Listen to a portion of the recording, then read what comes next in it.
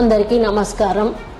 మరి ఈ నెల 15వ తేదీ నుంచి 26వ తేదీ వరకు జరిగినటువంటి 12 రోజుల కాళేశ్వర ముక్తేశ్వర ఆలయ దగ్గర త్రివేణి సంగమంలో జరిగినటువంటి సరస్వతి పుష్కరాల సందర్భంగా విచ్చేసిన భక్తులందరికీ కూడా శుభాకాంక్షలు తెలియజేస్తా ఉన్నాను, ధన్యవాదాలు కూడా తెలియజేస్తా ఉన్నాను.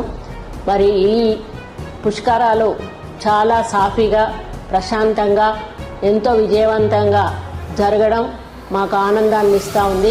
మరి ముఖ్యమంత్రి రేవంత్ రెడ్డి గారు దీనికి సరిపోయే వసతులకు కావలసిన నిధులను మంజూరు చేయడం వలన మేము అన్ని సౌకర్యాలు కూడా భక్తులకు కల్పించగలిగినాము. అక్కడ స్థానిక శాసనసభ్యులు మంత్రి అయినటువంటి దుద్దిల శ్రీధర్ బాబు గారు ప్రత్యేక దృష్టి సారించి మరి దాదాపు 3 నెలల నుంచి కూడా కార్యక్రమాలు చేపట్టి భక్తులకు అన్ని సౌకర్యాలు కల్పించడం జరిగింది. మరి వారైతే అక్కడే ఉండి ఈ 12 రోజులు కూడా వచ్చిన భక్తుల మరి విషయాల్లో ఎక్కడ ఇబ్బంది జరగకుండా వారు కూడా కేర్ఫుల్గా ఉండడం జరిగింది.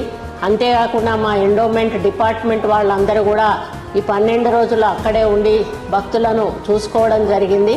మరి ముఖ్యంగా ఈసారి ఇచ్చినటువంటి సరస్వతి హారతి కాచి నుంచి వచ్చి మరి ఎంతో వైభవంగా నవరత్నాల హారతి అని చెప్పి వారు ఇచ్చినటువంటి హారతి ఏదైతే ఉందో అది అందరినీ కూడా ఆకర్షించింది. అది మన తెలంగాణకు మేలు చేస్తుందని కూడా నేను ఆశిస్తూ ఉన్నాను.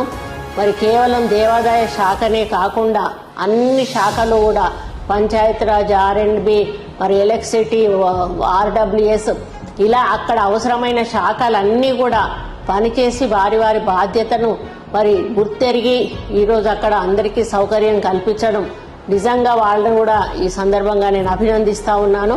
మరి ఒక్కరోజు కూడా ఎవరికి ఇబ్బంది కలగకుండా అక్కడ అందరూ కూడా స్వామివారిని దర్శించుకొని పుణ్యస్నానాలు ఆచరించి మరి తిరిగి వెళ్ళడం జరిగింది. మరి అక్కడ పెద్దవాళ్లకు కూడా ముసలి వాళ్లకు కానీ పిల్లతల్లులకు కానీ ఇబ్బంది కాకుండా చూసుకున్న విషయాన్ని కూడా నేను ఈ సందర్భంగా గుర్తు చేస్తూ ఉన్నాను.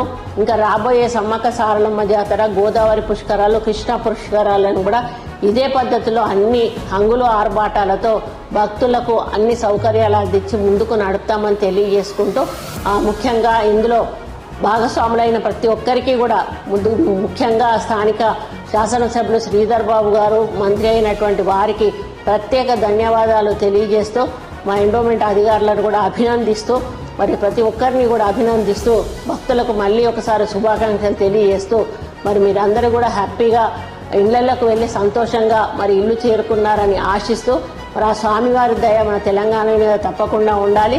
రాబోయే రోజుల్లో మన తెలంగాణ ఇంకా అభివృద్ధి చెందాలి అని కోరుకుంటూ సెలవు తీసుకుంటా ఉన్నాను. నమస్కారం.